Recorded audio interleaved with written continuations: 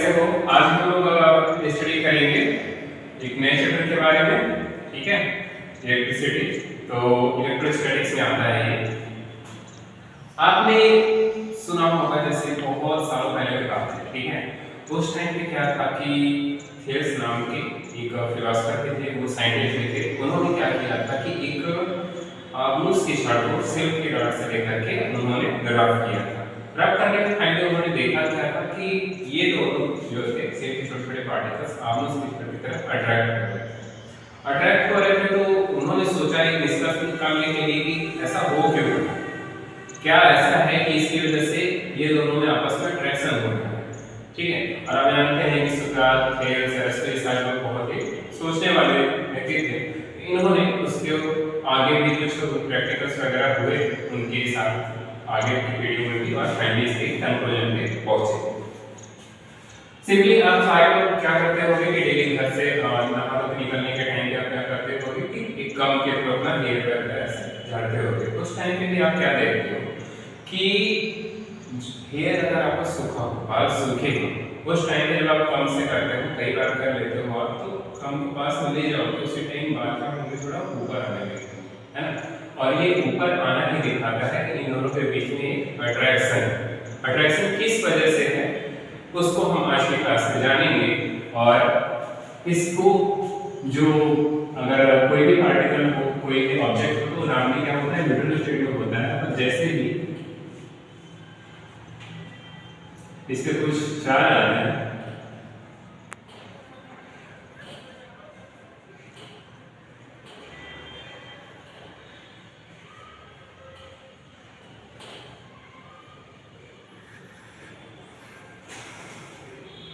Charge आता है, तो इस चार्ज की वजह से इसमें अट्रैक्शन होता है। यही एक फाइनली उन्होंने रीजन फाइंड आउट किया। जब आप इलेक्ट्रोस्टैटिक करते हैं, देखिए ये है स्टैटिक। स्टैटिक का मतलब क्या होगा, रेस्ट में होगा चार्ज, है ना।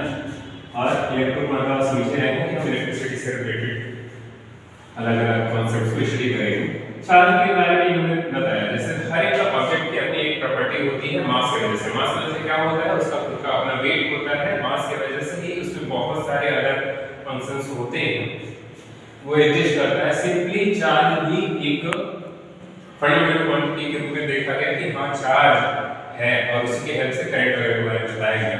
तो चार्ज की अपनी प्रॉपर्टी क्या होती है, कोई भी अगर ऑब्जेक्ट है ना, अगर वो गेन कर रहा है चार्ज, दो ऑब्जेक्ट है, अगर एक गेन कर रहा होगा तो इसे क्या कह देंगे हम कि ये नेगेटिव चार्ज यहाँ पे डेवलप हो रहा है, और लॉस कर रहा होगा तो पॉजिटिव चार्ज।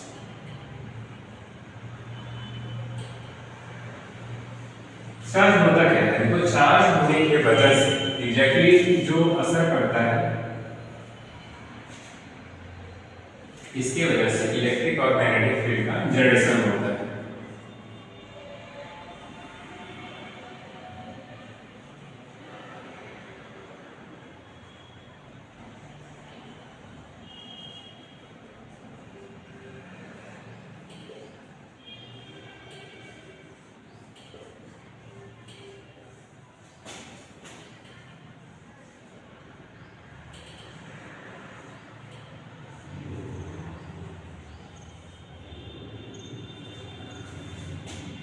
सेकेंड, चार्ज जो होता है ये ट्रांसफर हो सकता है एक बॉडी से दूसरे। जैसे हमने अभी एग्जांपल लिया कम और हेयर का, सिल्क का लिया, और आबूस की छड़ की बात की, आबूस में रॉड होगा, ये ट्रांसफरेबल होता है।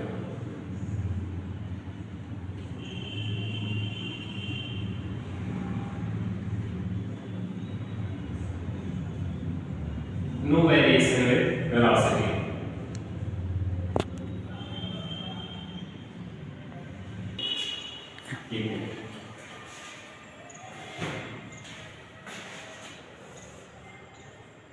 चार्ज जो होता है वो क्वांटाइज होता है।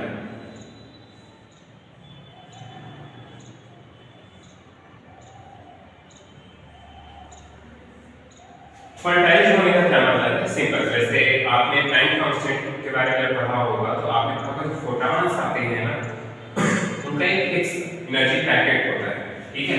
जैसे वो h म्यू 2h म्यू इस तरीके से आता है। सिंपली ऐसे यहाँ पे चार्ज की बात अगर हम करेंगे तो Q इक्वल्स टू n ही लेते हैं। ये यहाँ पे हम इलेक्ट्रॉन को दिखा रहे हैं और n की वैल्यू को यहाँ पे 1 2 3 4 इस तरीके से रखते हुए जाएंगे और नेगेटिव चार्ज को दिखाना होगा तो नेगेटिव रखेंगे। ओके, तो चार्ज क्या होगा, हमेशा ये क्वांटाइज होगा। Charge is always associated with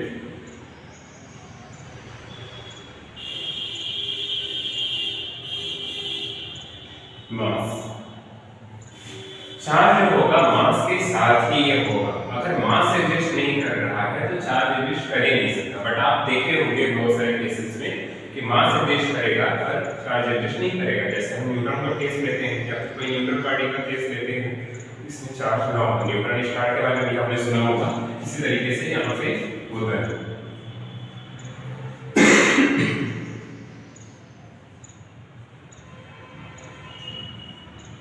charge is conserved, ये कंजर्व रहता है। कंजर्वेशन वर्ड का आपने पहले भी बहुत बार नाम सुना होगा। सिंपल इसका मीनिंग ये है कि चार्ज को ना ही हम डिस्ट्रॉय कर सकते हैं और ना ही क्रिएट कर सकते हैं, बस इसको हमेशा एक बॉडी से दूसरे बॉडी में हम ट्रांसफर कर सकते हैं। सिंपली जैसे आप एनर्जी के बारे में पढ़े होंगे कि एनर्जी के बारे में पढ़ा होगा, energy can either be created and not destroyed. Okay, अब चार्ज का हमने सिंपल सिंपल देखे हैं क्यों चार्ज के बारे में क्या प्रॉपर्टीज हैं, चार्ज होता क्या है, ये सारी चीजें हमने जान ली हैं। अब हम आगे जानते हैं कि चार्ज को कैसे प्रोड्यूस किया जाता है। जैसे सिंपल जब हमने शुरुआत की तो उसमें आपने समझ ही लिया था, पर फिर भी कुछ कैसे होता है, इस तरीके से चार्ज को किया जाता है।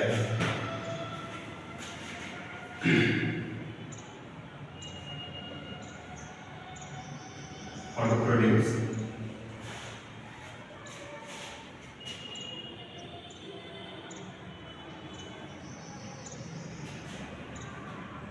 पहला फ्रिक्शन।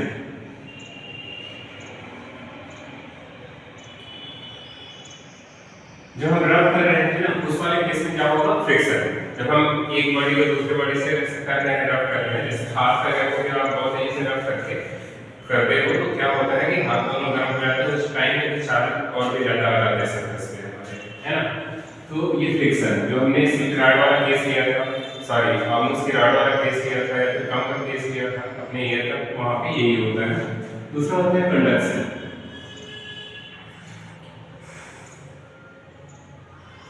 कंडक्टर वगैरह के बारे में आप जानते हैं, कंडक्टर्स वगैरह के केस में क्या होता है कि कंडक्शन के थ्रू भी ये होता है।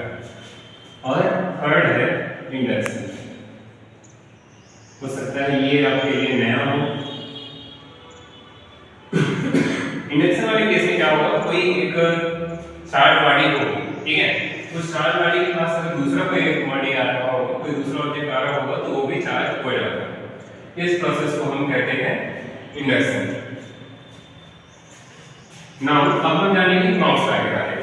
ओके, तो कूलॉम लॉ के बारे में जो स्टडी किया गया है वो सिंपल इस तरीके से स्टडी किया गया है कि प्रैक्टिकल एक्सपेरिमेंट्स के थ्रू उसको फाइंड आउट किया गया है।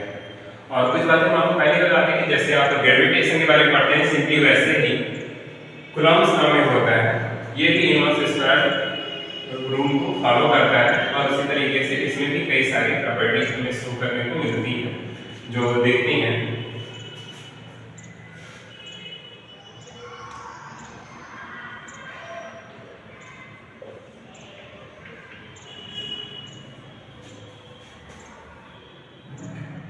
कूलॉम्स लॉ में क्या बताया गया है, आप जान लो कि जो फोर्स होता है, इलेक्ट्रोमैग्नेटिक फोर्स के बारे में हम बात कर रहे हैं, ये फोर्स प्रोपोर्शनल होगा Q1 और Q2।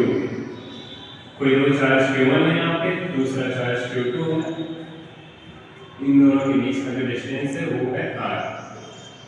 Okay, so F is also proportional to A inverse के स्क्वायर के प्रोपोर्शनल होगा। फाइनली एक कांस्टेंट K Q1 Q2 अपन R स्क्वायर और ये F इक्वल्स टू हम लिखेंगे 1/4 pi epsilon Q1 Q2 by R square.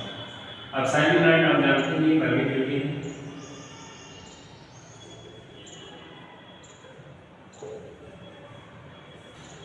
Permittivity का सही मतलब ये है कि ये बताता है किसी भी ऑब्जेक्ट का इलेक्ट्रिसिटी के बारे में जब हम स्टडी करते हैं तो वो उसमें से कितनी इलेक्ट्रिसिटी पास करेगा या चार्ज पास करेगा। अगर मान लो कोई हम ऐसा केस लेते हैं जिसमें इलेक्ट्रिसिटी पास ही नहीं करेगा, ठीक है, जैसे प्लास्टिक वगैरह है, रबर है ना, तो उसके लिए इसकी वैल्यू बहुत ज़्यादा हो जाएगा, है ना, वही चीज़ ये बताता है परमिटिविटी।